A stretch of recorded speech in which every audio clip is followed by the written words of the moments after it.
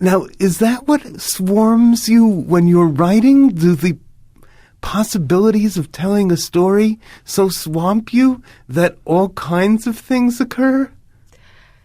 Yes. I mean, I started with that story with just the idea of cutting down a Christmas tree, which is a thing we used to do when I was a kid, and it seemed like a promising beginning. But I had no idea where it was going to go from there.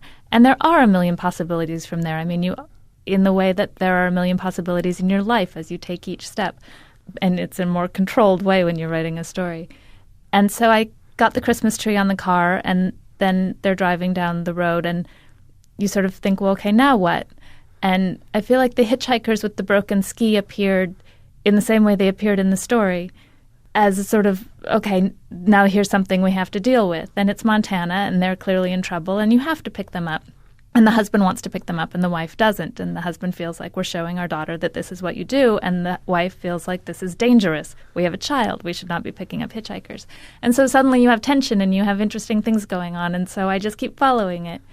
And someone asks the hitchhikers what their names are, and I'm typing along, and they say their names are Bonnie and Clyde, and that seems interesting and creepy and sinister. And I know at that point I'm following it. I don't know where it's going. And I know that I'm not going to write an axe murderer story about these hitchhikers, but I know that that sort of axe murderer thing is going to be a tension in the story because it's the wife's fear. And so I have to figure out why this is interesting to me and what it is about this couple that is going to be dangerous in the way that their names suggest to this family, and how they are going to be life-changing and interesting in connection with this family. Now tell me, what if you make the wrong choice? Do you just throw it out, or do you incorporate it? I mean, is there a wrong choice that you can make as a writer, or does rewriting take care of it? I don't always know the answer to that. I know that as I'm reading, I know what feels right. I'm always happy when I'm surprised. I'm always happy when something feels unexpected but also true.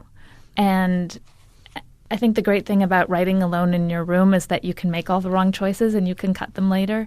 And I just keep going over it until it starts feeling right, and until it starts feeling right in a sort of in the rhythm of it, in terms of the story and of the sentences. And that's that kind of rereading until it stops you and makes you think that's not right on a sentence level or on a story level is a big part of the process for me.